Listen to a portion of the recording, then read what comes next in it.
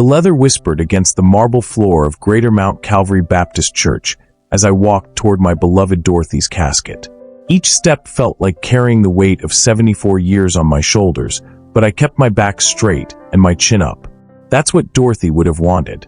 That's what she always taught me.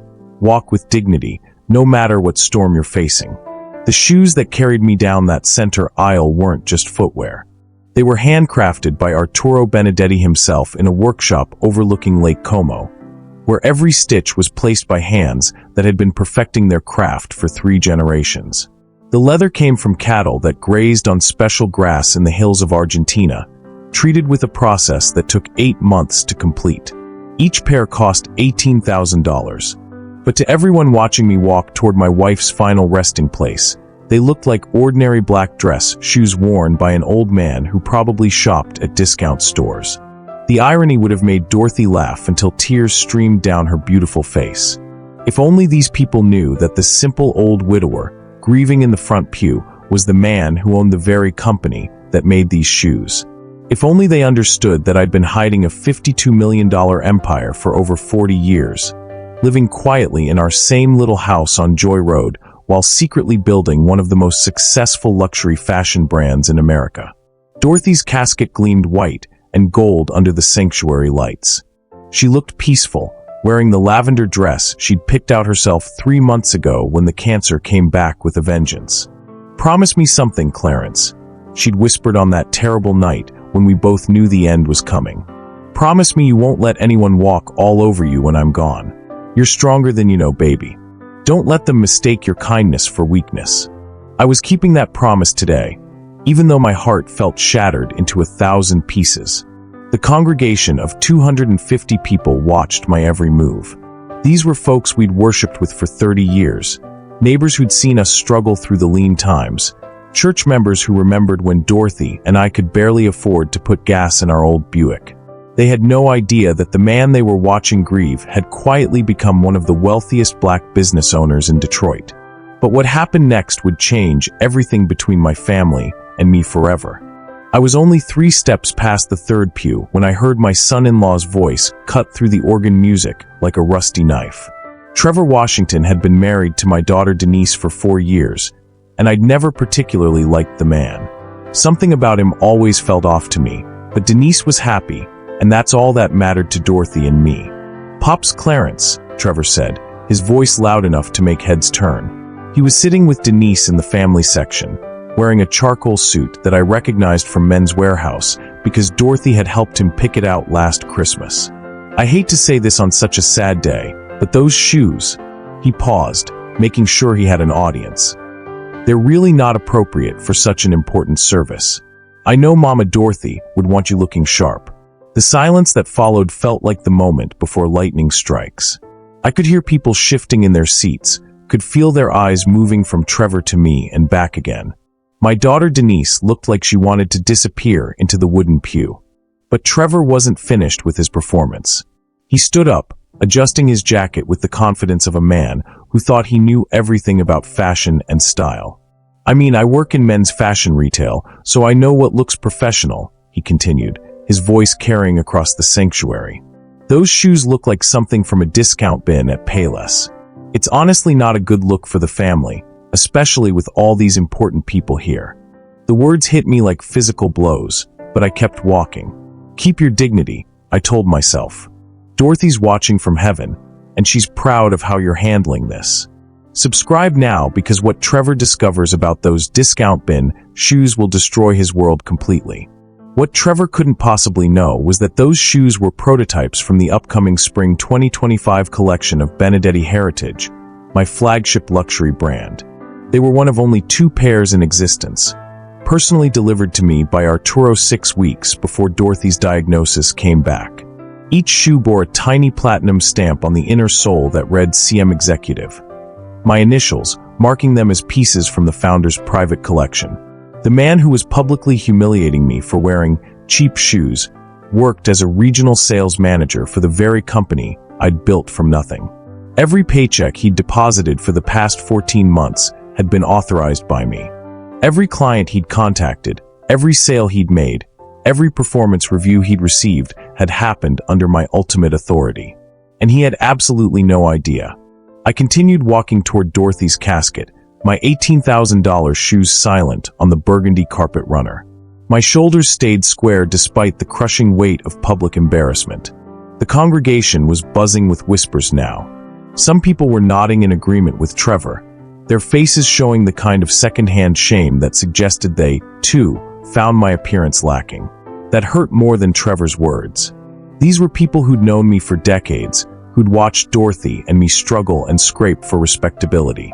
Now they were seeing me through my son-in-law's eyes, as someone who couldn't even dress appropriately for his own wife's funeral. As I placed my hand on Dorothy's pearl-white casket, running my fingers along the gold handles that had cost more than Trevor's monthly salary, I made a decision that would change our family forever. The games were over. The hiding was finished. Trevor wanted to play with fashion expertise and professional credibility. Outstanding. I was about to give him an education he'd never forget, taught by the man who'd been building business empires while Trevor was still learning to read. The lesson would begin Tuesday morning, when Trevor walked into his office at Benedetti Heritage, expecting another ordinary day. He had no idea that his termination papers were already signed and sitting in my executive safe, waiting for the perfect moment to deliver the justice he'd earned. Looking back now, I should have seen the signs when Trevor first started pursuing my daughter. It was 3 years ago at our annual church barbecue, and Denise had just finished her nursing degree at Wayne State. She was beautiful, smart, and had her whole life ahead of her. Trevor appeared out of nowhere that day, all smooth talk and perfect teeth, asking if he could sit at our family table. "Mr. Washington," he'd said, extending his hand with a grip that lasted just a little too long. "I've been admiring your daughter from across the yard. Would it be all right if I introduced myself?" Dorothy had been charmed immediately. "Oh, how polite," she'd whispered to me. Most young men these days don't even ask permission. But something about Trevor's approach felt rehearsed, like he'd practiced that introduction in a mirror. The way he kept glancing around our table, studying our family dynamics, asking just the right questions to keep the conversation flowing.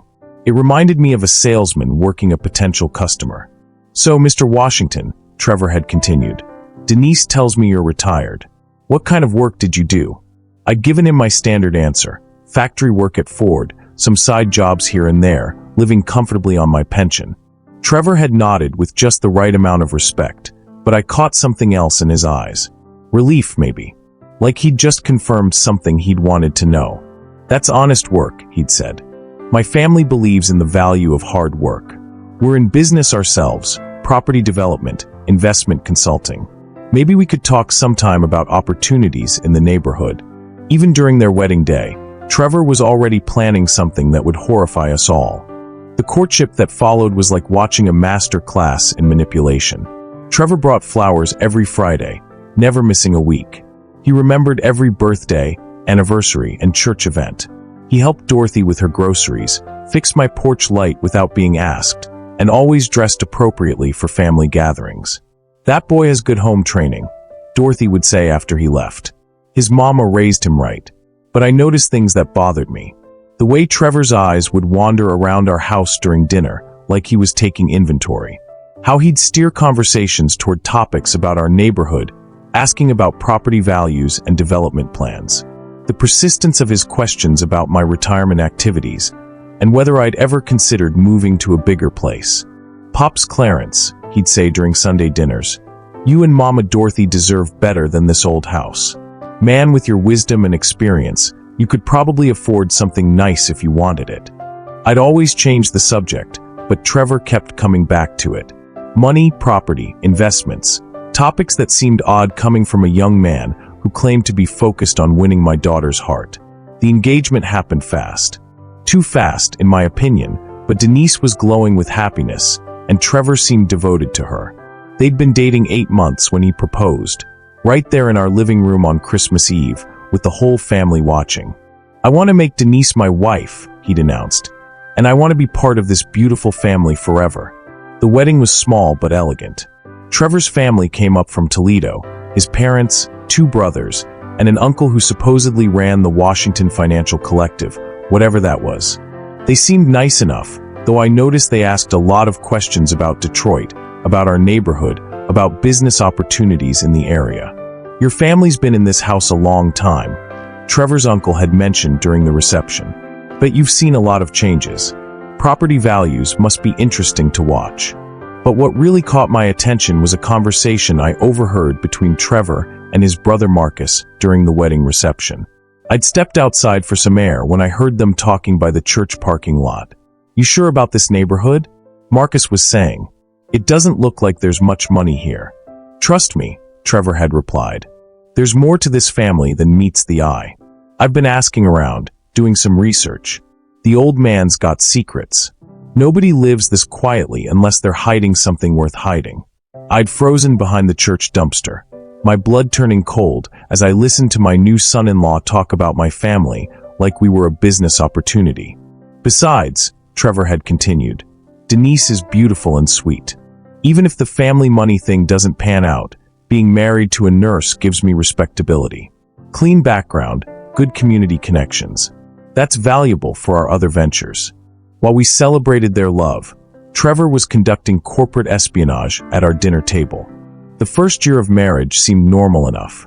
Trevor and Denise rented a small apartment on 8 Mile, and he got a job at some men's clothing store downtown. But his questions about our family never stopped. They just got more sophisticated. "Pops, you're so wise about business," he'd say during family visits. "What would you do if someone wanted to invest in this neighborhood? Like if somebody had money to put into property development around here? Or, you know so much about Detroit history. Who are the real power players in this city? The people who really make things happen behind the scenes. Always fishing, always probing, always trying to figure out if we had more money than we were showing." The most disturbing part was how good he was at playing the perfect son-in-law. He never missed a birthday or holiday. He helped me with yard work without being asked. He brought Dorothy her favorite chocolate-covered strawberries every Mother's Day. To everyone watching, including Denise, Trevor Washington was exactly what every parent hopes their daughter will find. But I'd built a business empire by paying attention to details other people missed. And every detail about Trevor's behavior told me the same thing. This man had married my daughter for reasons that had nothing to do with love. People always ask me how a man builds a $52 million empire without anyone knowing about it. The answer is simple. You start from nothing, you work when everyone else is sleeping, and you never let success change who you are at heart. It was 1982 when I first sketched the design that would change our lives forever. I was working the night shift at Ford River Rouge, coming home bone-tired every morning while Dorothy got ready for her job at the textile factory downtown. We had $17 in our checking account and a stack of overdue bills on the kitchen table. "Clarence," Dorothy had said that Tuesday morning, holding up her worn work shoes, "these are falling apart, but we can't afford new ones until next payday." That's when it hit me. I'd been sketching shoe designs in my spare time for years, doodling in the margins of newspapers and on scraps of paper during my breaks at the plant. They were just dreams back then, ways to pass time while I wished for a better life. But sitting in our tiny kitchen, watching my wife worry about whether her shoes would last another week, those dreams suddenly felt like possibilities. What if I could make you shoes that would last a lifetime? I'd asked her. Dorothy had laughed, but not in a mean way. "Baby, you draw pretty pictures, but we need real solutions for real problems." She was right, of course. But that afternoon, instead of sleeping like I usually did after my shift, I went down to our basement and started building a workbench from scrap wood I'd found behind the plant. I used tools borrowed from neighbors and materials I bought one piece at a time with whatever spare change we could scrape together. The first pair of shoes I made were for Dorothy. They were simple black flats, nothing fancy, but I put everything I had into those shoes. I studied library books about leatherworking, practiced stitching techniques until my fingers bled, and worked by the light of a single bulb hanging from the ceiling. When I presented them to Dorothy 6 weeks later, she cried. "Clarence, these are beautiful," she'd whispered, turning them over in her hands. "They're better than anything in the stores."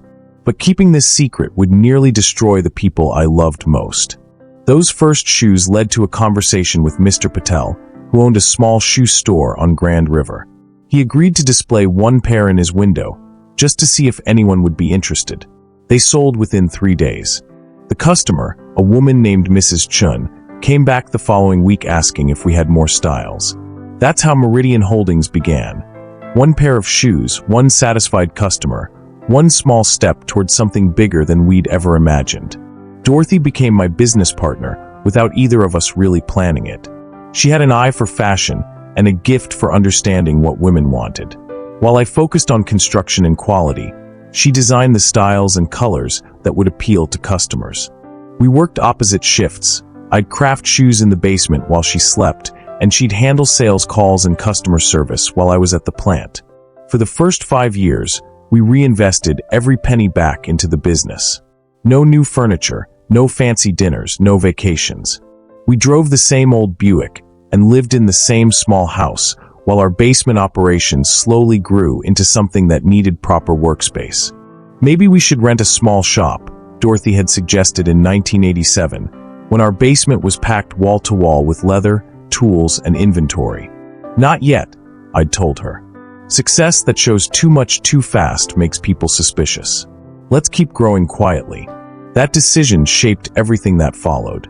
As Meridian Holdings expanded from shoes into handbags, then belts, then full fashion lines, we maintained our modest lifestyle. When we opened our first retail location in 1991, we hired managers to run it, while I kept my day job at Ford and Dorothy continued working at the textile plant. The success grew faster than we'd ever expected. By 1995, we had 3 stores.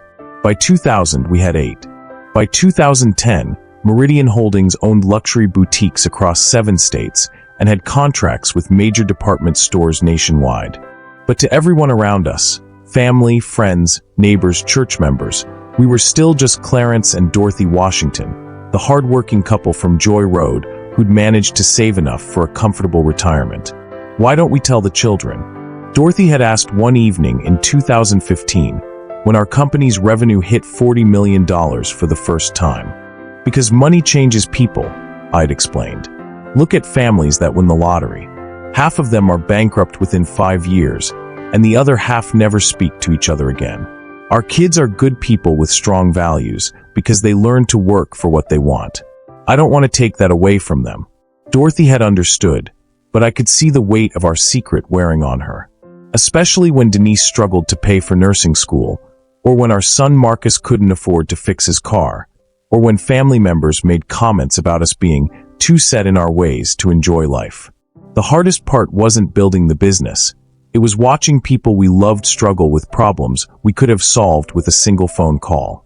By 2020, Meridian Holdings controlled 8 luxury brands. Benedetti Heritage was our flagship line, specializing in men's dress shoes and accessories. Artisan Leather created handbags for women who appreciated old-world craftsmanship. Meridian Classic focused on timeless designs for professional environments. Each brand had its own identity, its own market, its own customer base. The total value of what Dorothy and I had built reached $52 million, but we still drove our modest cars, lived in our same house, and wore clothes that made us look like any other retired couple living on pension and Social Security. Meanwhile, Trevor Washington was working as a regional sales manager for Benedetti Heritage, earning $68,000 a year selling luxury shoes to wealthy clients across the Midwest. He'd been hired through normal channels, interviewed by middle management, and trained according to standard company protocols. Trevor worked for me every single day, and he had no idea his paycheck came from the man he was about to humiliate. Tuesday morning arrived with the kind of gray November sky that makes Detroit feel like the edge of the world. But for Trevor Washington, it would mark the beginning of his education in respect, consequence, and the danger of underestimating quiet men with long memories. Trevor rolled into the Benedetti Heritage offices on Cass Avenue at exactly 9:23 a.m. I know this because every employee's arrival time is automatically logged by our security system and sent directly to my personal assistant. A detail Trevor would find fascinating if he understood how closely I monitored every aspect of my business. He badged in through the employee entrance, same routine as always. Large coffee from the lobby cafe, dark roast, splash of cream, 2 packets of artificial sweetener. The same order he'd placed every morning for the 14 months he'd worked for my company. Then up to his third-floor cubicle to prepare for the weekly regional sales meeting. What Trevor didn't know was that every email he'd sent, every client he'd contacted, every presentation he'd delivered had been carefully reviewed by department heads who reported directly to me. Not because I suspected him of wrongdoing at first, but because I made it my business to understand every moving part of Meridian Holdings. Knowledge is power, and I'd learned long ago that the most dangerous threats come from the people you trust most. Trevor thought he was walking into a routine meeting. He was walking into his destruction. The first sign that Tuesday would be different came at 10:47 a.m., when Angela Martinez approached his workstation. Angela had been Trevor's supervisor for the entire time he'd worked at Benedetti Heritage.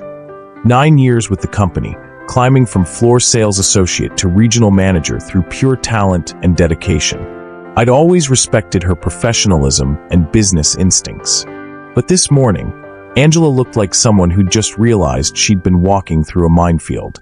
"Trevor," she said, her voice carefully controlled, "I need you to come with me to the executive boardroom. There's been a significant development regarding your employment that requires immediate attention." I watched through our security cameras as Trevor's face went through its transformation. Casual confidence shifted to sharp concern, then to that particular kind of indignation that comes from people who believe they're too important to face consequences. "Development?" Trevor asked, standing up from his desk. "What kind of development? Is this about the Morrison account? Because I can explain." "Just come with me, please," Angela interrupted, her tone making it clear that questions would not be entertained. As they walked toward the elevator, I could see Trevor's mind working.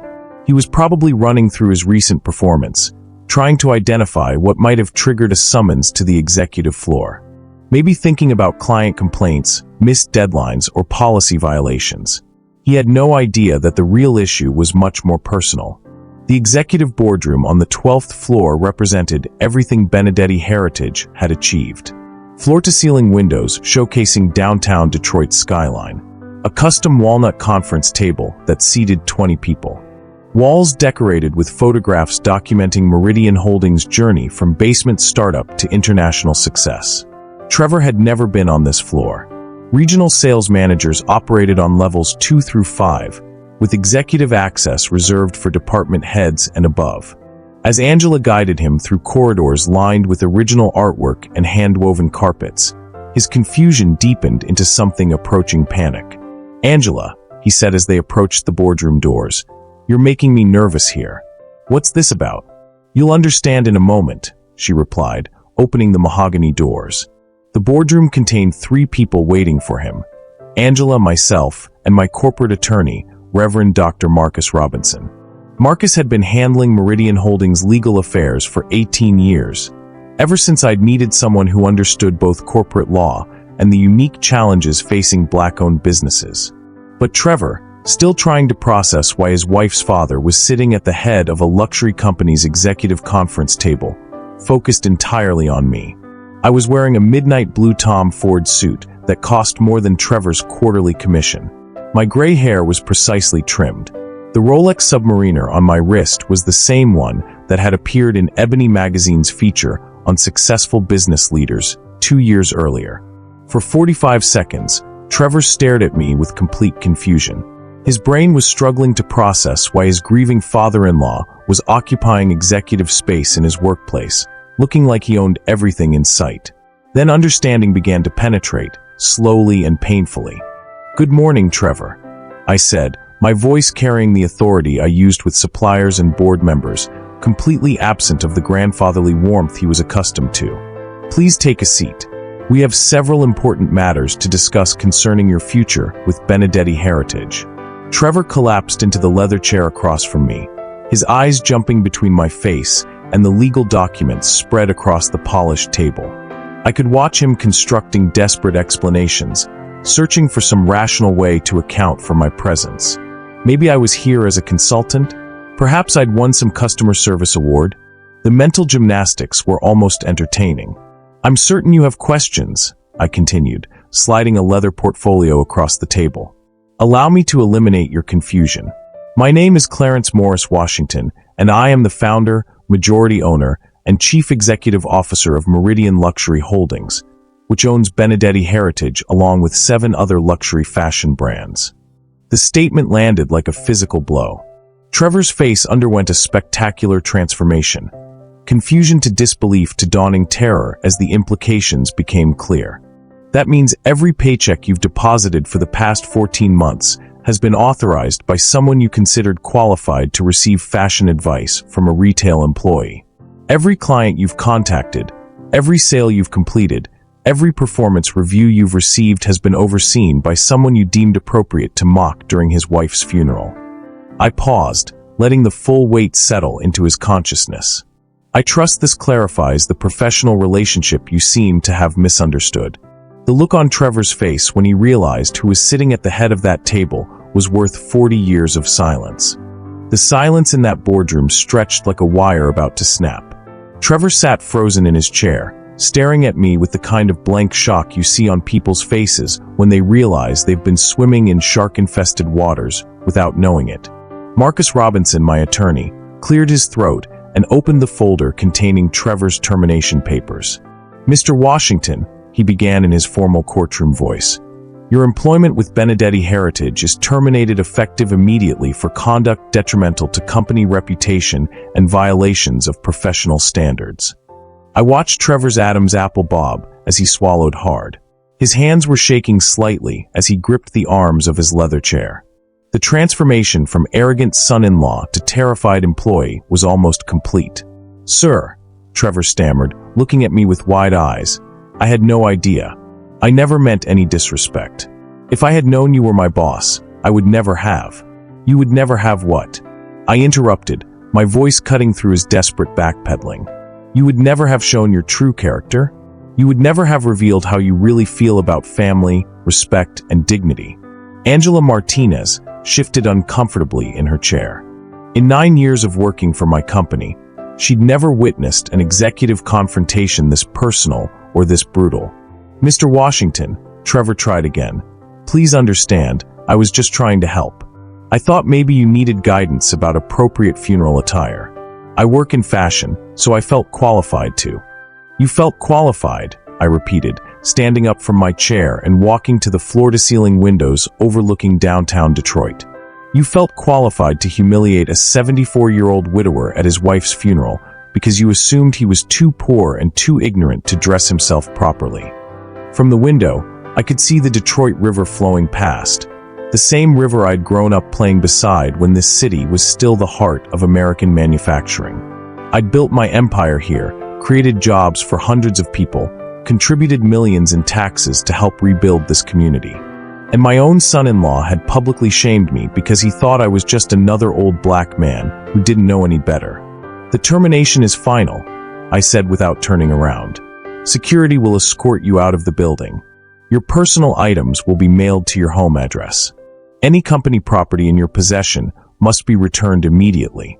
"But sir," Trevor's voice cracked, "I have a mortgage. Car payments. Denise and I are trying to start a family. Please don't punish my wife for my mistake." I turned back to face him. "Your wife is my daughter, Trevor. Everything I do is to protect her, including protecting her from men who think it's acceptable to publicly humiliate her father." Marcus began reading from the termination letter, listing Trevor's violations and the company's grounds for dismissal. Each word was a nail in the coffin of Trevor's career in luxury fashion. Word would spread quickly through industry networks. No reputable company would hire him after this. But just when I thought I had won, Trevor started laughing. It wasn't nervous laughter or the sound of someone having a breakdown. It was genuine amusement, the kind of reaction that suggested he found our entire confrontation entertaining rather than devastating. "You think this changes anything?" Trevor said, his voice regaining confidence as he leaned back in his chair. The transformation was startling, from terrified employee back to the cocky young man who'd insulted me at Dorothy's funeral. I felt my carefully maintained composure crack for the first time since this meeting began. Marcus stopped reading the termination letter. Angela looked confused. Trevor smiled, not the nervous grin of someone caught in an embarrassing situation, but the satisfied expression of someone who'd been holding back information of his own. "Pops Clarence," he said, his tone now carrying a note of authority that hadn't been there before. "I've known about Meridian Holdings since before I proposed to Denise. I know about your net worth, your properties, your business partnerships across 7 states. Hell, I applied for this position specifically because I knew it would give me inside access to your operations." The words hit like lightning striking the boardroom. My world tilted on its axis as I realized everything I'd believed about this confrontation was wrong.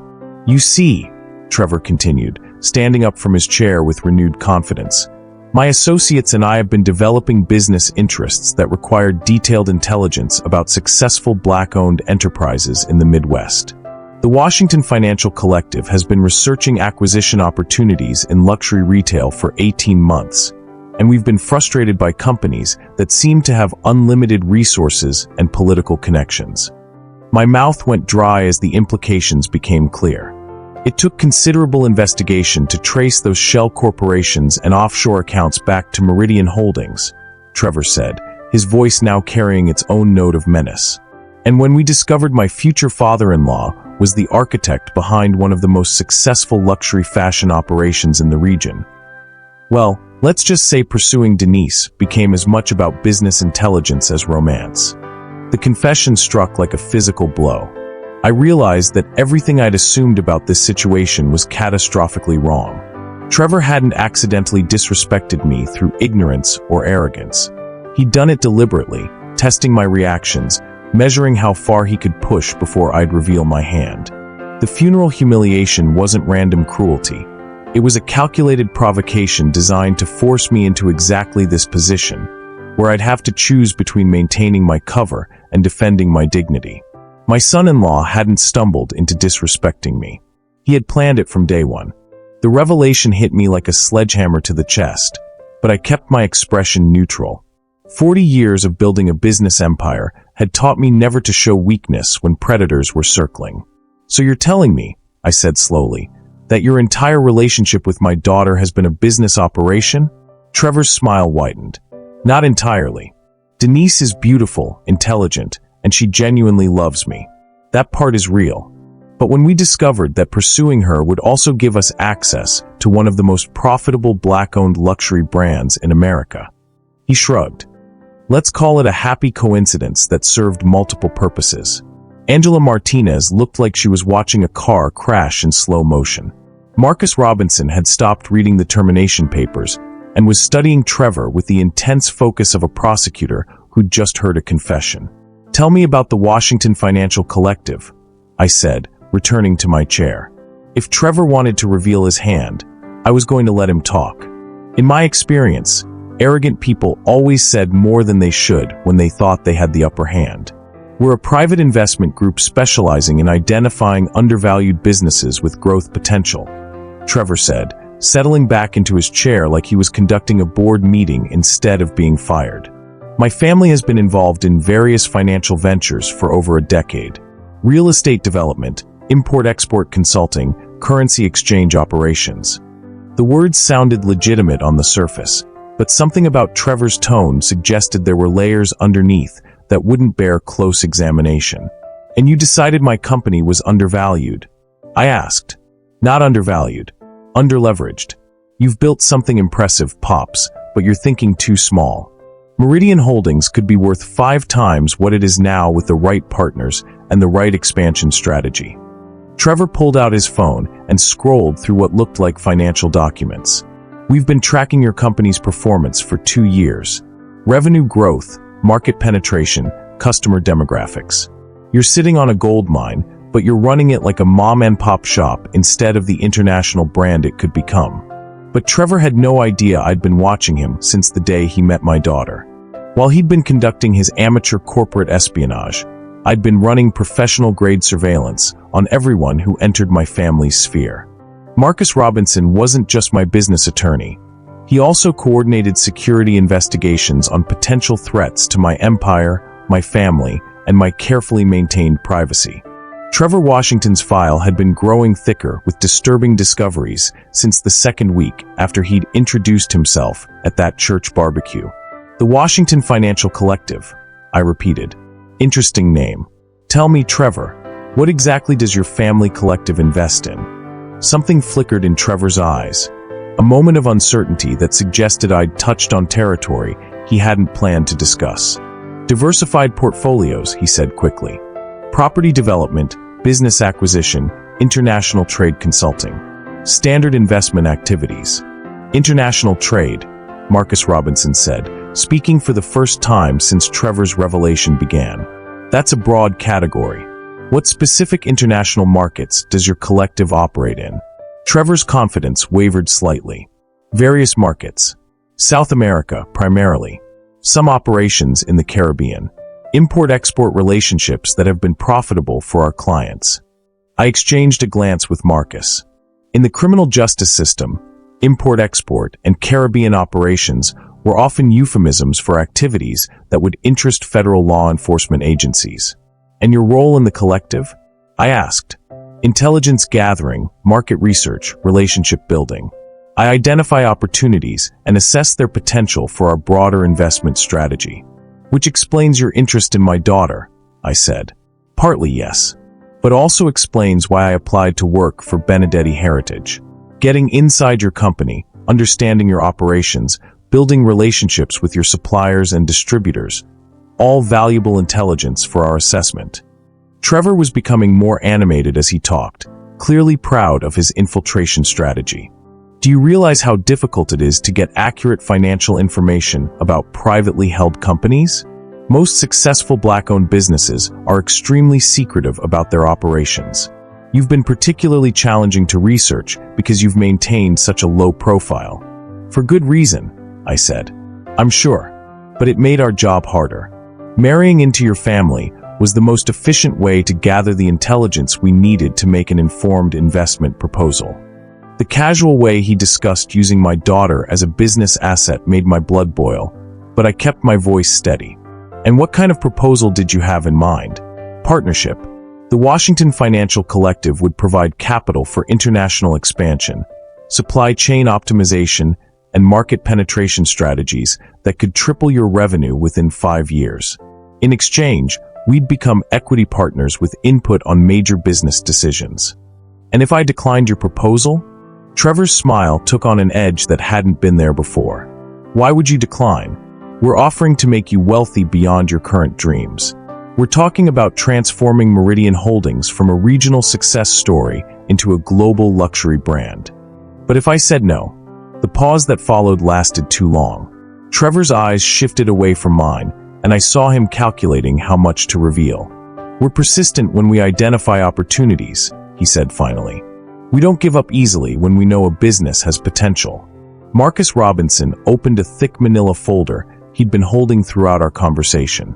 Mr. Washington, he said in his courtroom voice, before you continue explaining your collective's investment philosophy, there are some materials I think you should see.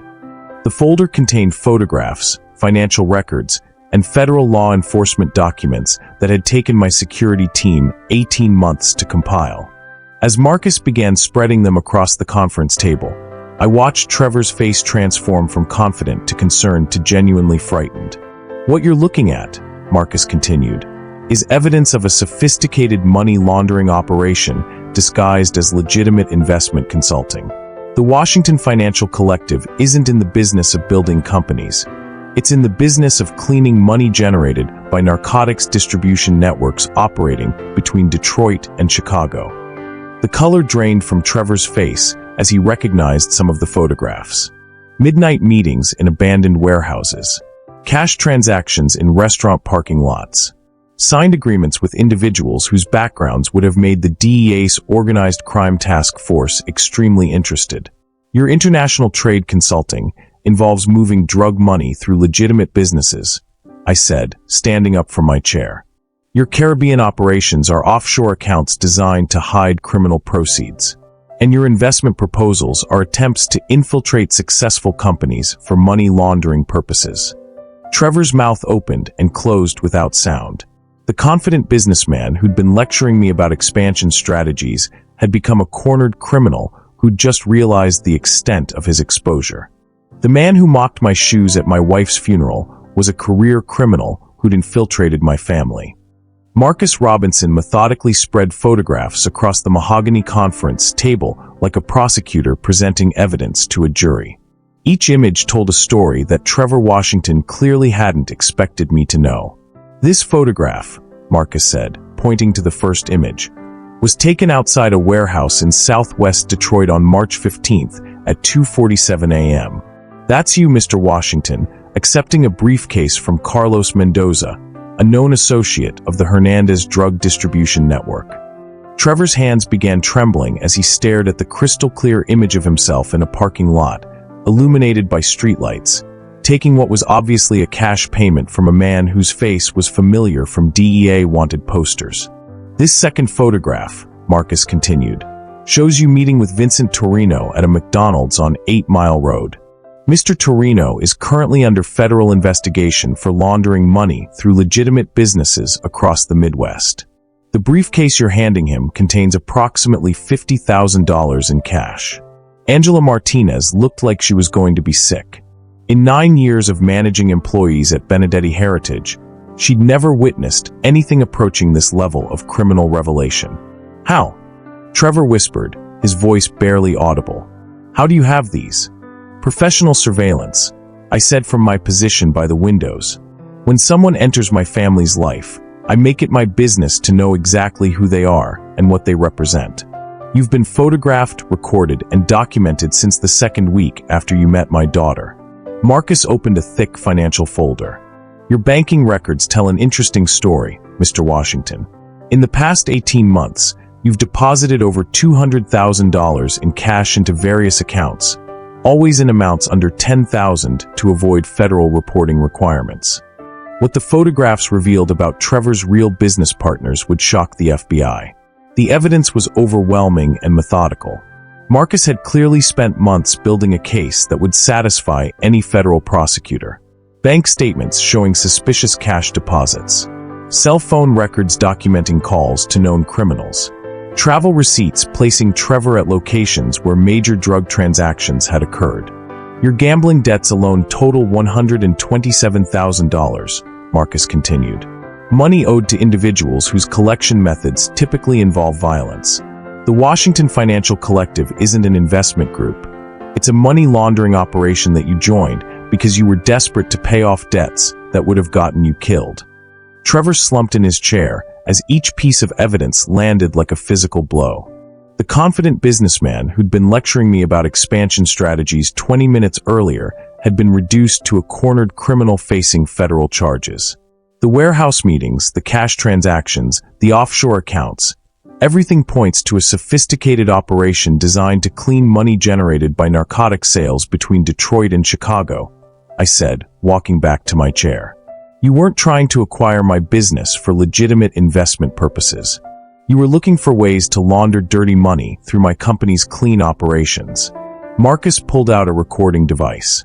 "We also have audio surveillance of conversations between you and your associates discussing plans to pressure Mr. Washington into accepting your investment proposal through various forms of coercion." The recording quality was perfect. Trevor's voice was clearly audible discussing strategies for forcing me to accept their partnership, including threats to expose personal information, create tax problems, and target my family members. "We don't take no for an answer," Trevor's recorded voice said. "The old man will agree to our terms, or we'll make his life complicated in ways he won't see coming." Trevor's face had gone completely white. Hearing his own voice plotting against my family seemed to finally make him understand the depth of his exposure. "Federal agents have been building a case against the Washington Financial Collective for 8 months, Marcus said. "Your infiltration of this family and your employment at Benedetti Heritage are documented as part of their ongoing criminal enterprise investigation." "This is impossible," Trevor said, but his voice lacked conviction. "You can't have this much evidence. You can't have been watching me this closely." "I've been in business for 40 years, I told him. "I didn't build a $52 million empire by being careless about security. Every person who comes near my family gets investigated. Every potential threat gets documented. Every criminal who thinks they can use my children as weapons against me gets exposed." Marcus opened the final folder. Wiretap recordings, video surveillance, financial transaction records, witness statements from other criminals who've agreed to cooperate with federal investigators. Mr. Washington, you're looking at evidence that could put you in federal prison for 15 to 20 years. The room fell silent except for the sound of Trevor's labored breathing. The man who'd mocked my shoes at Dorothy's funeral, who'd publicly humiliated me in front of my church family, was a career criminal who'd been using my daughter as cover for money laundering operations. Your associates in the Washington Financial Collective are currently under surveillance by multiple federal agencies, I continued. Your phones are tapped. Your bank accounts are monitored. Your meetings are recorded. The only question now is whether you're going to cooperate with investigators or go down with the rest of your criminal network. Trevor looked up at me with desperation in his eyes.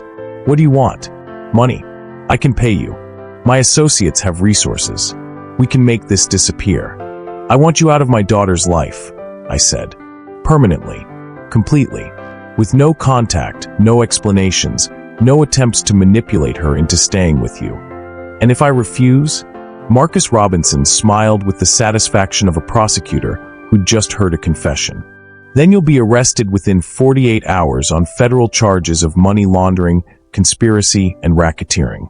Your trial will be front-page news in Detroit. Your family's criminal operations will be exposed in detail. And my daughter will learn the truth about who she married through newspaper headlines instead of through a conversation with her father. Trevor's face went white when he realized I held enough evidence to put him away for decades. Subscribe because the family meeting I'm about to call will expose secrets that make Trevor's crimes look small. After Trevor was escorted from the building by security, I sat alone in my executive office, staring out at the Detroit skyline and wrestling with the most difficult decision I'd ever faced as a father. The evidence against Trevor was overwhelming. Federal prosecutors would have no trouble convicting him and dismantling his entire criminal network. Justice would be served, the threat to my family would be eliminated, and the man who'd humiliated me at Dorothy's funeral would face the consequences of his choices. But justice would also destroy my daughter's heart. Denise loved Trevor completely, unconditionally, with the kind of pure devotion that comes from believing you've found your soulmate.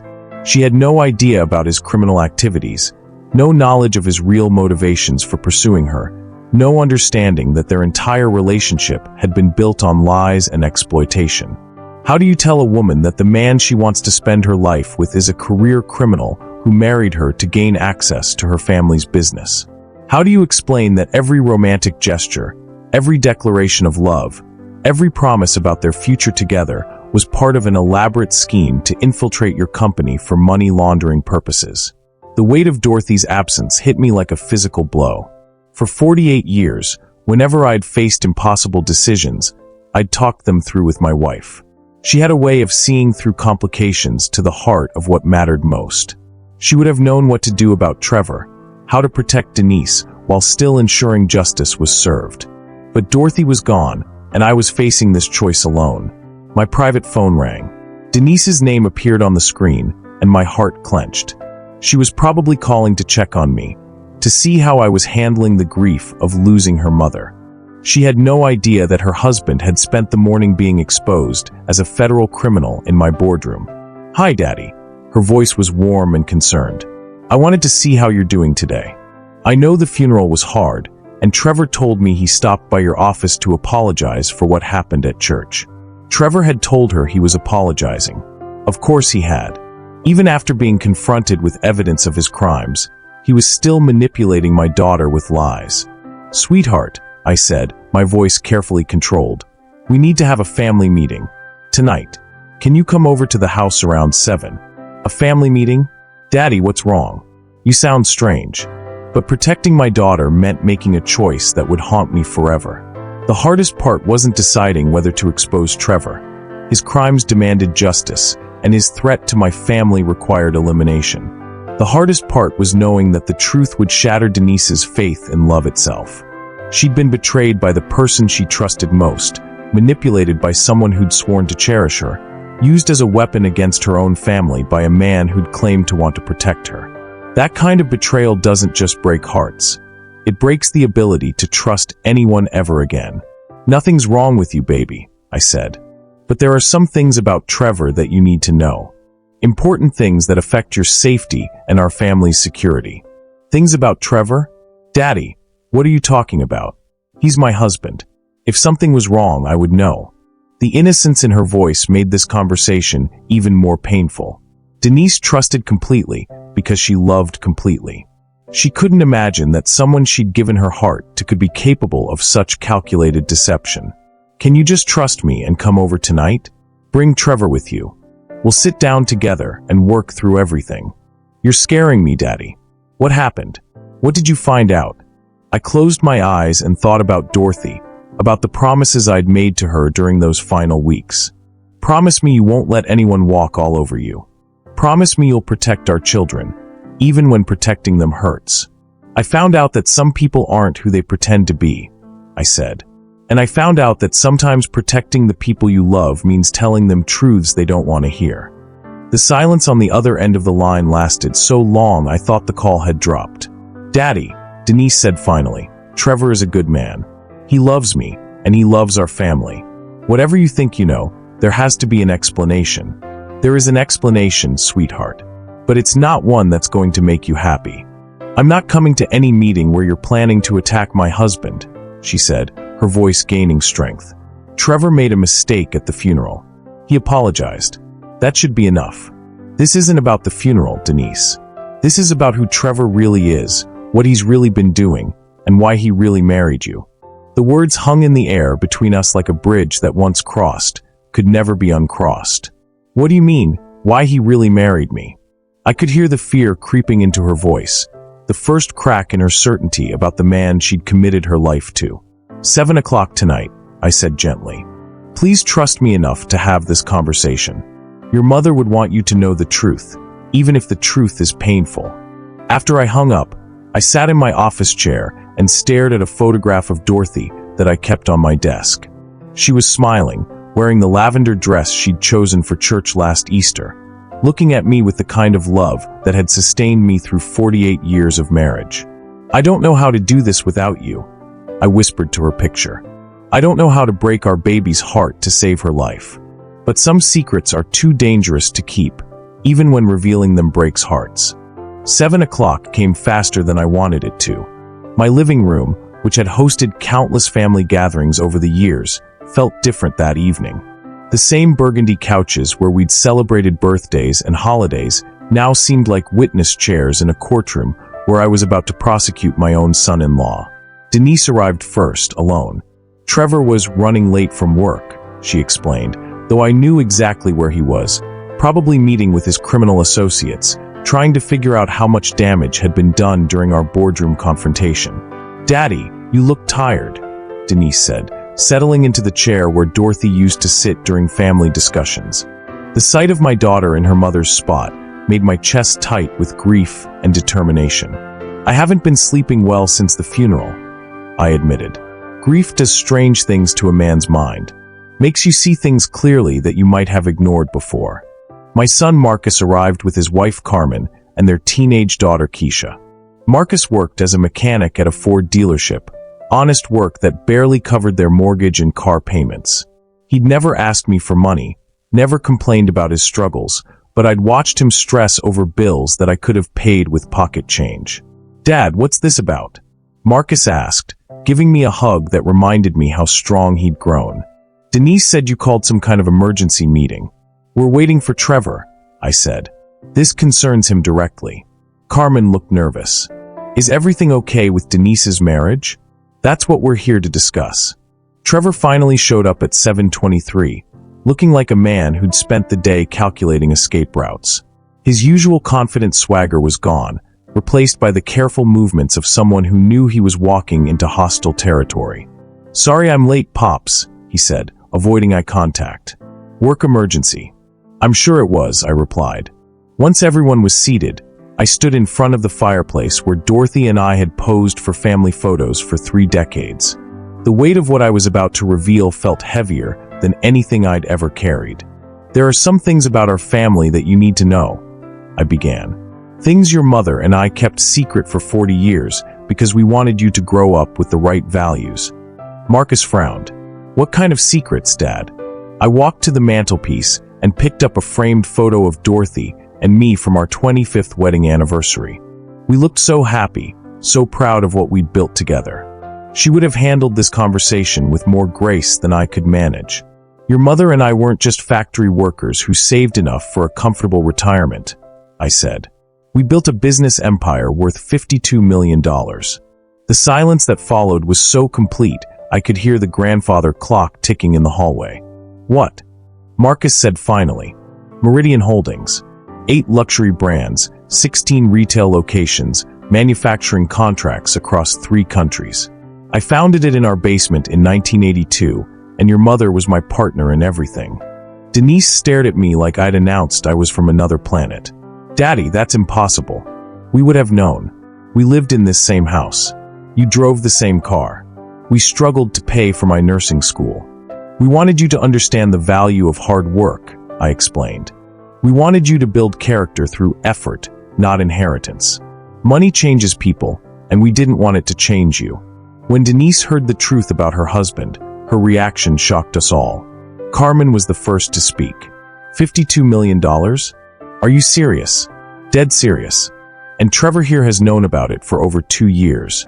All eyes turned to Trevor, who looked like he wanted to disappear into the couch cushions. Trevor applied to work for one of my companies specifically because he knew it would give him access to our family's financial information. I continued. His marriage to Denise wasn't about love. It was about infiltrating our family for criminal purposes. That's not true, Denise said, standing up from her chair. Trevor loves me. We're planning to have children. We're building a life together. Trevor is a member of a criminal organization called the Washington Financial Collective. I said, pulling out copies of the evidence Marcus Robinson had shown me. They launder money for drug dealers. They've been planning to force me into a business partnership that would have given them access to my company's clean operations. Trevor finally spoke, his voice barely above a whisper. Denise, I can explain. Explain what? She demanded, turning on him with fury I'd never seen from my gentle daughter.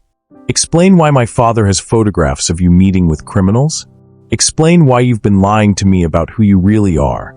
I love you, Trevor said desperately. Everything between us is real. The business stuff is separate. It has nothing to do with our marriage. Nothing to do with our marriage? Denise's voice rose to a shout. You married me to spy on my family. You used me as a weapon against my own father. Marcus stood up, his mechanic's hands clenched into fists. You want to explain why you thought it was okay to infiltrate our family, Trevor?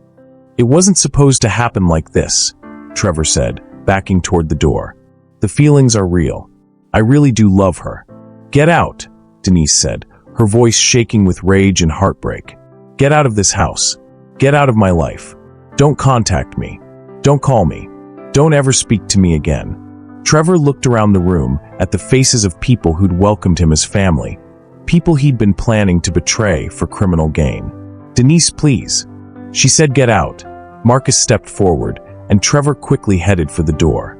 After he left, my daughter collapsed back into Dorothy's chair and began crying with the kind of broken sobs that come from having your entire world destroyed in the span of 10 minutes. Marcus sat down heavily on the couch. Dad, I can't process this. We're millionaires. You own businesses? Why didn't you trust us enough to tell us? Because I wanted to see who you'd become without the influence of money, I said. And I'm proud of both of you. You grew up to be good people with strong values because you learned to work for what you wanted. Carmen was staring at the evidence photos spread across my coffee table. These are real. Trevor really is a criminal. Federal agents are building a case against his entire organization. He'll probably be arrested within the week. Denise looked up at me through her tears. How long have you known? I've been investigating him since the second week after he met you. When someone enters my family's life, I make it my business to know exactly who they are. So while I was planning a future with him, you were documenting his crimes? The pain in her voice cut through me like a blade. I was protecting you the only way I knew how. By letting me love someone who was using me. I knelt down beside Dorothy's chair and took my daughter's hands in mine. By making sure that when the truth came out, we'd have enough evidence to put him away and keep him from ever hurting you again. Marcus was studying the financial documents that proved our family's wealth. What happens now, Dad? With the business, with the money, with all of it? Now we decide what kind of family we want to be, I said. And we learn to trust each other with the truth, even when the truth is difficult. The family I'd built through decades of sacrifice was about to either unite or shatter completely. The FBI raid on the Washington Financial Collective's headquarters happened at 6:47 a.m. on a Thursday morning, 3 days after our family meeting. I watched the news coverage from my executive office while sipping coffee from a mug Dorothy had given me for Father's Day 15 years earlier. Federal agents in tactical gear swarmed a warehouse complex on Detroit's east side, carrying boxes of evidence to waiting trucks. The news reporters described it as a major operation targeting a sophisticated money laundering network with connections to narcotics distribution across the Midwest. Trevor Washington's arrest was captured on camera as he tried to flee through a back exit. The man who'd publicly humiliated me at my wife's funeral was now handcuffed and being read his rights on live television. The Washington Financial Collective operated as a front for criminal money laundering activities, the federal prosecutor announced during a press conference. This organization infiltrated legitimate businesses to hide proceeds from drug sales and other illegal activities. Watching Trevor's perp walk felt like justice, but it didn't feel like victory. Victory would have been protecting my daughter from this pain entirely. Victory would have been seeing through his deception before she'd fallen in love with a lie. My phone rang. Denise's name appeared on the screen, and my heart clenched with worry about how she was handling the news coverage. "I saw it on television," she said without preamble. "They arrested him at some warehouse. The reporter said he was part of a major criminal organization.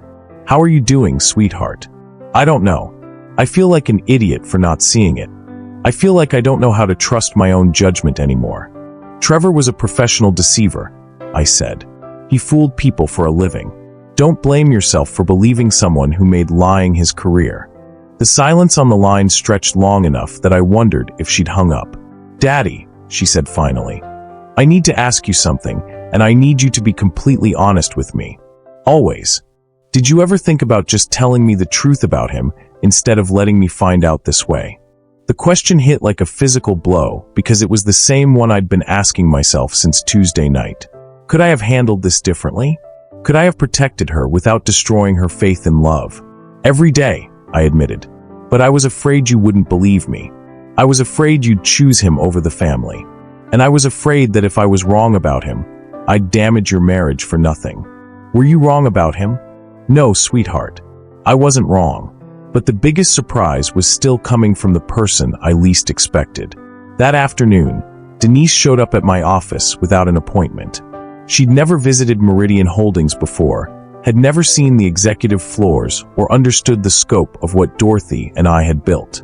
"This is really yours?" she asked, looking around my office at the Detroit River view, the custom furniture, the photographs documenting 40 years of business growth. "It's really ours," I corrected. "Everything your mother and I built belongs to our family." She sat down in the chair across from my desk, the same chair where Trevor had been fired just days earlier. But where he'd radiated arrogance and criminality, Denise carried herself with quiet dignity that reminded me powerfully of Dorothy. "I want to work here," she said. "Sweetheart, you don't have to. I want to learn the business. I want to understand what you and Mama built. I want to be part of carrying it forward." The strength in her voice surprised me. I'd expected her to be broken by Trevor's betrayal, to retreat into herself and struggle with trust issues for years.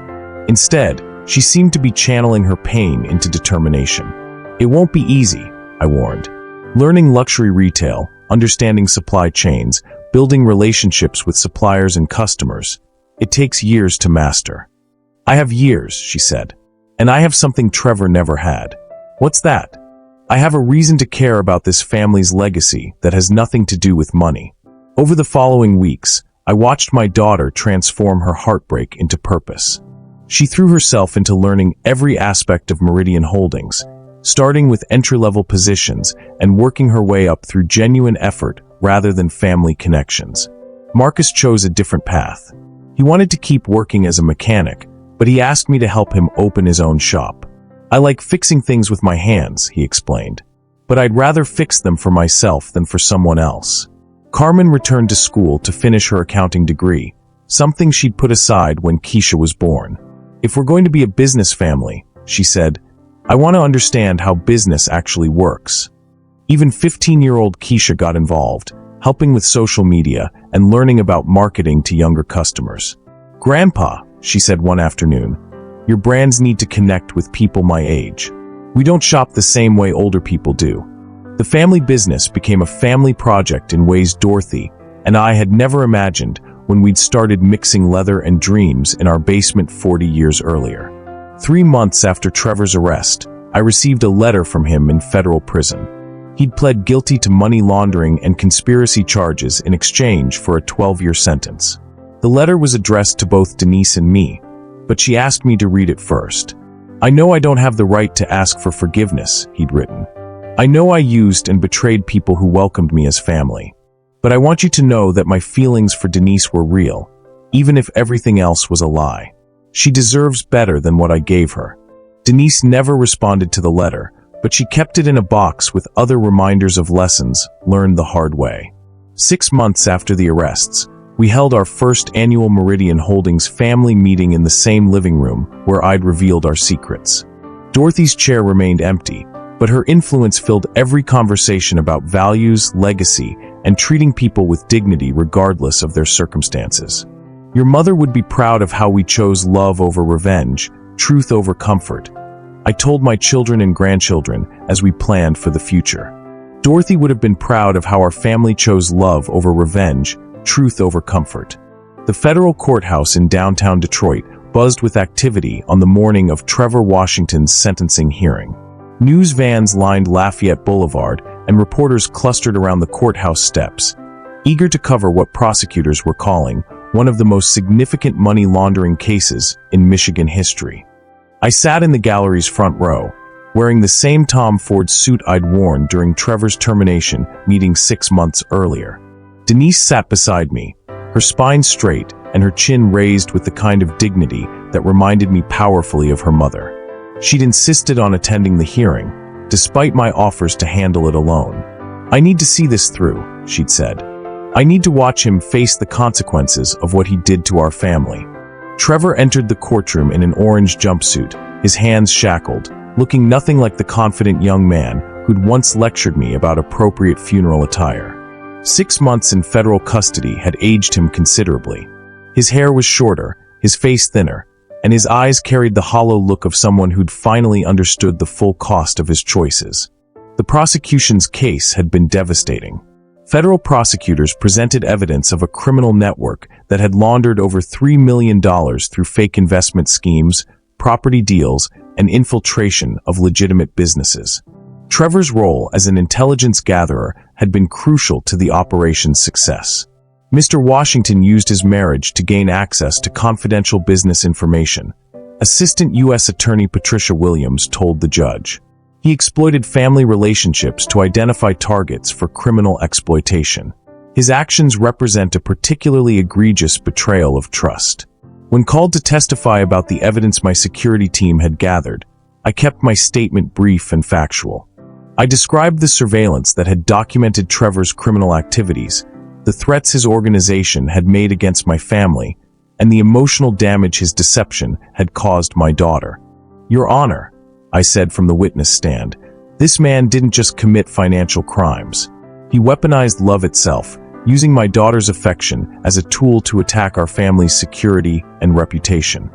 Trevor's attorney tried to argue for leniency, claiming his client had been coerced into criminal activity by gambling debts and threats from organized crime figures. Mr. Washington is as much a victim as anyone else, the defense attorney argued. He was trapped in a situation that spiraled beyond his control. But the judge's final sentence wasn't what anyone expected. Judge Patricia Morrison, no relation to our family, despite the shared name, had clearly studied the case thoroughly. Her questions during the hearing revealed a deep understanding of both the criminal conspiracy and the personal betrayal involved. Mr. Washington, Judge Morrison said, looking directly at Trevor, your crimes extended far beyond money laundering. You systematically deceived a young woman who loved you, exploited an elderly widower during his time of grief, and attempted to corrupt a legitimate business built over decades of honest work. Trevor stood as the judge prepared to announce his sentence, his legs visibly shaking. The court sentences you to 15 years in federal prison, followed by 3 years of supervised probation. You will pay full restitution to all victims, forfeit all assets connected to criminal activity, and have no contact with members of the Washington family for the duration of your sentence and probation. 15 years. 3 years longer than the prosecution had requested. The judge had clearly been offended by the personal nature of Trevor's crimes, the way he'd used family relationships as weapons against innocent people. Trevor's knees buckled slightly as the sentence was announced. Denise reached over and squeezed my hand, but her expression remained composed. She'd found strength in seeing justice served rather than satisfaction in revenge. As we left the courthouse, reporters shouted questions about the case, about our family's business, about how we'd discovered Trevor's criminal activities. I ignored them all, focusing instead on protecting Denise from the media attention. "Mr. Washington," one reporter called out, "how does it feel to see your son-in-law sentenced to federal prison?" I stopped on the courthouse steps and looked back at the building where justice had finally been served. "He stopped being my son-in-law the day he chose crime over family," I said. "Today he became just another criminal facing the consequences of his choices." Walking down those courthouse steps with my daughter beside me, I felt Dorothy's presence more strongly than I had since her funeral. She would have been proud of how we'd handled this crisis, with dignity, determination, and an unwavering commitment to truth over convenience. Walking out of that courthouse, I finally felt Dorothy's spirit at peace. The divorce papers were signed on a Tuesday afternoon in March, exactly 1 year after Trevor's arrest. Denise sat across from her attorney's desk in a navy blue dress that Dorothy would have loved, her signature carefully placed on documents that officially ended the most painful chapter of her life. "Congratulations, Mrs. Washington," her attorney said. "You're free to reclaim your maiden name whenever you're ready." "I've been ready since the day I learned who I really married," Denise replied, her voice steady and strong. The legal proceedings had taken months to complete. Trevor's federal conviction had simplified some aspects of the divorce, but untangling their shared finances, property, and debts had required patience and careful documentation. Every asset had to be examined to determine whether it came from legitimate sources or criminal activities. In the end, Denise walked away with nothing except her freedom and her dignity, exactly what she'd wanted. "I don't want anything that came from his lies," she told me when the divorce process began. "I'd rather start over with nothing than build on a foundation of deception." That evening, she came to the house for dinner, something that had become a weekly tradition since Dorothy's passing. We sat at the kitchen table where her mother had served thousands of family meals, sharing a simple dinner of fried chicken and green beans. "Daddy," she said as we finished eating, "I need to tell you something." Her tone made me look up from my plate with concern. "What is it, sweetheart?" "I've been going to therapy. Individual counseling to help me process everything that happened with Trevor." I nodded, proud that she was taking care of her emotional health. "How's that going?" "It's hard. Some days I feel angry at him for lying to me. Some days I feel angry at myself for not seeing through him. Some days I feel angry at you for not telling me sooner." The honesty in her voice reminded me of Dorothy, who'd never been afraid to speak difficult truths with love. "And what does your therapist say about all that anger?" "She says it's normal. She says I have a right to feel betrayed by everyone involved, including you, even though I understand why you handled it the way you did." What Denise said to me that evening changed how I saw everything. "But here's what I realized," she continued, reaching across the table to take my hand. "You didn't just protect me from Trevor's crimes. You protected me from becoming someone I wouldn't have been able to live with." I frowned, not understanding what she meant. "If you had told me Trevor was a criminal before you had proof, I would have defended him. I would have accused you of trying to sabotage my marriage. I would have chosen him over you, and I would have spent the rest of my life knowing I'd turned my back on my family for a lie." The weight of her words settled over me like grace. "By gathering evidence first, by making sure you could prove everything you accused him of, You saved me from making a choice I could never have lived with," she said. "You let me love him completely until the moment I learned the truth. That way, when our marriage ended, it ended because of his choices, not because of anything I did or didn't do." Tears welled up in my eyes as I realized my daughter had inherited something more valuable than money or business sense. "Your mother would be so proud of the woman you've become," I told her. "I hope so, because I learned strength from watching both of you. I learned that love doesn't mean accepting lies. I learned that forgiveness doesn't mean forgetting boundaries. And I learned that sometimes protecting people means making hard choices that look cruel from the outside, but come from the deepest kind of care." Over the following months, I watched Denise rebuild her life with the same methodical determination that Dorothy had shown when we'd started our business. She threw herself into learning Meridian Holdings, starting with entry-level positions and earning every promotion through genuine competence. She also started dating again, though carefully and with standards that would have made her mother smile. "I know what real love looks like now," she told me one Sunday after church. "I saw it between you and Mama for 30 years. I won't settle for anything less than that." The man she eventually chose to give her heart to was Marcus Chun, not Trevor's former supervisor, but a teacher she met at a community center where she'd started volunteering. He was patient, honest, and genuinely interested in building something real with someone who'd learned to value authenticity above all else. "He knows everything about my first marriage," she told me when they got engaged 2 years later. "He knows about Trevor's crimes, about our family's business, about all of it. And he still wants to build a life with me." Standing in our church watching Denise marry a good man who loved her for exactly who she was, I felt Dorothy's presence surrounding us like a warm embrace. My daughter had inherited more than my business sense. She had Dorothy's unbreakable spirit. 2 years after Trevor's conviction, I found myself sitting in my executive office on a quiet Sunday morning, surrounded by documents that would determine the future of everything Dorothy and I had built together. Estate planning papers, succession agreements, and family trust documents covered my mahogany desk like pieces of a complex puzzle.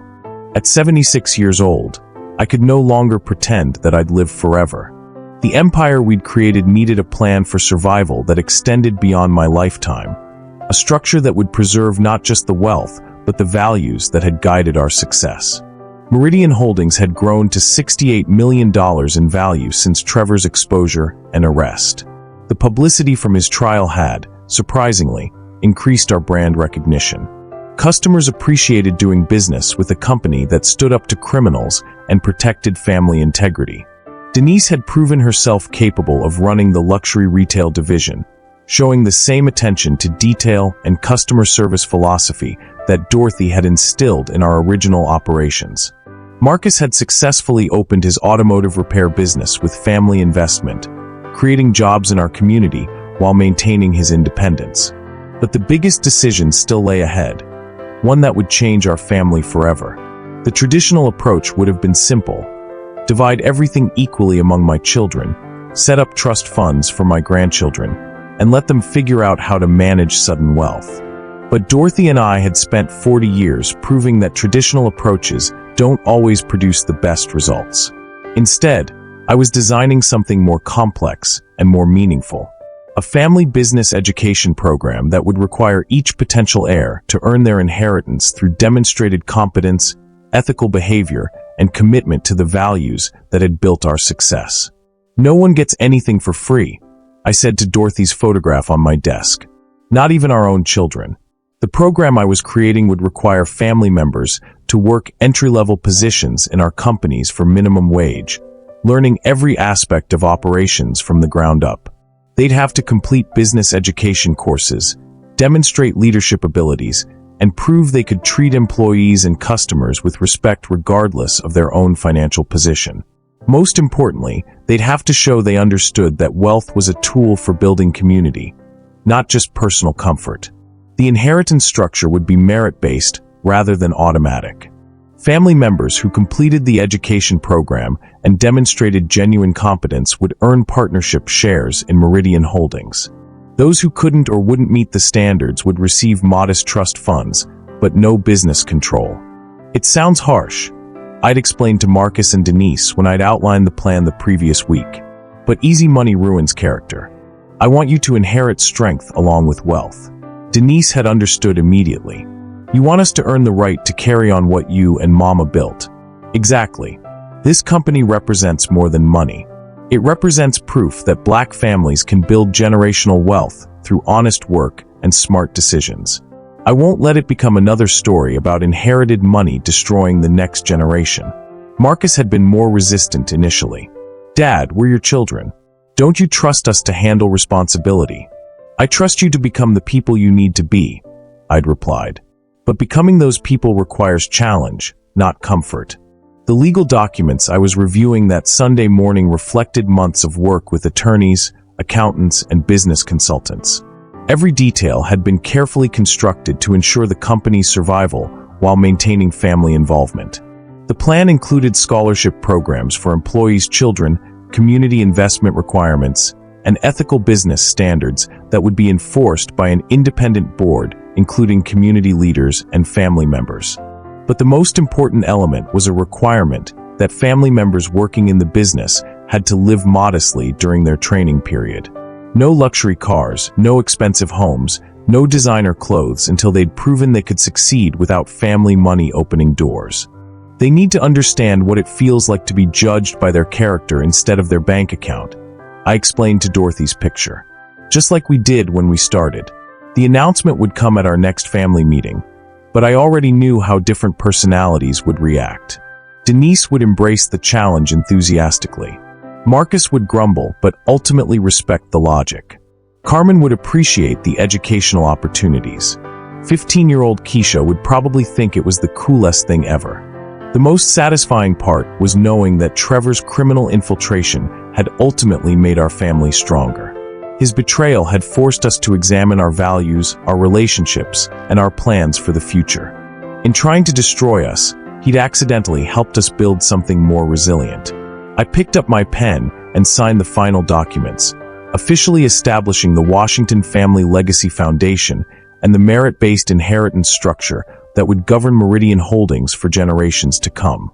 The empire I'd built in secret would become the foundation for generations of Washington's success. Subscribe to hear how this family's journey ends, because the final surprise will restore your faith in justice. The afternoon sun cast long shadows across Woodlawn Cemetery as I walked the familiar path to Dorothy's grave, carrying a small bouquet of lavender roses, her favorite flowers from our garden. I wore the same Italian leather shoes that had started this entire journey, now polished to a mirror shine that reflected the late autumn light. 2.5 years had passed since her funeral, since Trevor's public humiliation had set in motion the events that transformed our family forever. The pain of losing her remained sharp, but it had been joined by something else. A deep sense of peace about the choices I'd made and the legacy we'd built together. Dorothy's headstone was simple black granite with gold lettering. Dorothy Marie Washington, beloved wife, mother, and builder of dreams. 1949 to 2021. Below that, the inscription Dorothy had chosen herself. She walked in dignity and taught others to do the same. I placed the roses beside the headstone and settled onto the small bench I'd installed 6 months after her burial.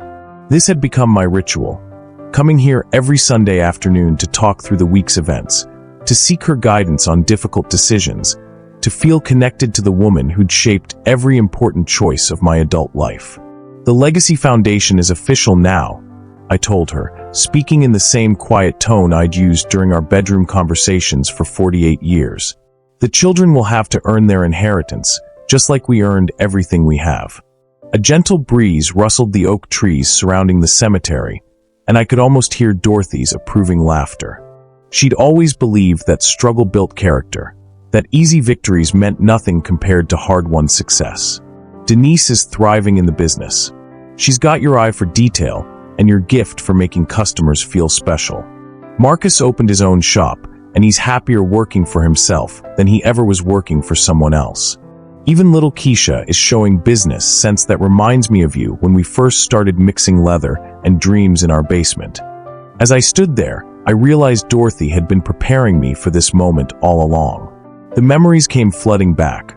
All the conversations we'd had about family, values, and the responsibility that comes with success. Dorothy had always understood that wealth without wisdom was dangerous, that money without morals was meaningless. You used to say that respect is earned through character, not demanded through fear, I said to her headstone. Trevor thought he could demand respect by attacking people he considered weaker than himself. But look what happened to him. 15 years in federal prison because he never learned the lesson you tried to teach everyone you met. The lesson that had started with funeral shoes and ended with federal justice was really about something much deeper than money or business success. It was about the difference between temporary power and lasting influence, between demanding compliance and inspiring respect. Dorothy had spent her entire adult life proving that quiet dignity was stronger than loud arrogance, that consistent character was more valuable than flashy displays of wealth. She'd walked through this world with her head high and her heart open, treating everyone from janitors to CEOs with the same fundamental respect. I used to think I was protecting our family by keeping our success secret, I continued.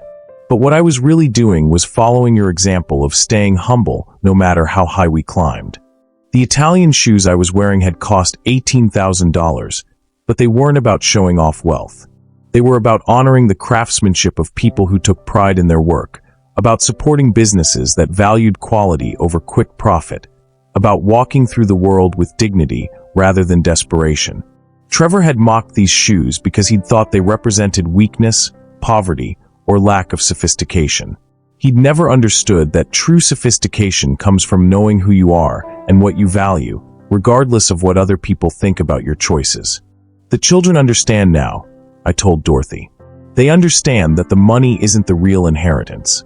The real inheritance is knowing how to treat people with dignity, how to build something that lasts, how to use whatever power you have to lift others up instead of tearing them down. A pair of cardinals landed on Dorothy's headstone, their bright red feathers brilliant against the dark granite. Dorothy had always said cardinals were messengers from heaven, signs that our loved ones were still watching over us. I love you, Dorothy Marie Washington, I whispered. Thank you for teaching me that the greatest victories come not from destroying your enemies, but from building something they could never touch. A family united by love, truth, and values that no amount of money can buy or criminal can steal. She always said respect is earned through character, not demanded through fear. 1 year after Trevor's sentencing, our family gathered in the same living room where I'd revealed our secrets and exposed a criminal who'd thought he could destroy us. But this wasn't a crisis meeting, it was a celebration. Denise arrived with Marcus Chun, her new husband, a man whose character had been tested by time and proven genuine. They'd married 6 months earlier in a simple church ceremony that Dorothy would have loved, surrounded by people who'd earned the right to witness their joy through years of authentic friendship. Marcus brought Carmen and their daughter Keisha, now 16 and serving as social media manager for 3 of our luxury brands. She'd proven that young people could understand both heritage and innovation, helping us reach customers we'd never connected with before. Grandpa, Keisha said, settling into Dorothy's old chair with the confidence of someone who belonged in family leadership discussions. The quarterly numbers for Benedetti Heritage are the best we've ever recorded. Customers love knowing they're supporting a family business with real values. I was wearing new Italian shoes, not the $18,000 prototypes that had started this journey, but a pair from our latest collection that cost half as much and performed twice as well. Innovation built on tradition, just like our family was building its future on lessons learned through pain. Before we talk business, I said, looking around the room at faces that had grown stronger through crisis, I want everyone to understand what we accomplished this year. The lesson that started with funeral shoes ended with something beautiful. We'd not only survived Trevor's infiltration and betrayal, we'd used his criminal attack to forge bonds that no outside threat could break. The Washington Family Legacy Foundation was operating smoothly, with 3 family members earning their inheritance through demonstrated competence rather than automatic entitlement. Meridian Holdings had expanded into new markets while maintaining the customer service standards Dorothy had established 40 years earlier. Our employees earned above-market wages, our suppliers were paid promptly and fairly, and our community investment programs were funding scholarships for dozens of local students. Your grandmother used to say that shoes don't make the man, I told my assembled family. Character makes the man, and character is built through how you treat people when you think nobody important is watching. Trevor had mocked my shoes because he'd thought I was nobody important. He'd learned, too late, that every person deserves respect regardless of their apparent circumstances, and that true power comes from building rather than destroying. The greatest victories, I said, looking at each person who'd chosen family unity over personal convenience, truth over comfortable lies, come not from destroying your enemies, but from building something they could never touch, a family united by love, truth, and values that no amount of money can buy and no criminal can steal. Sometimes the greatest victories come not from destroying your enemies, but from building something they could never touch, a family united by love, truth, and unshakable values.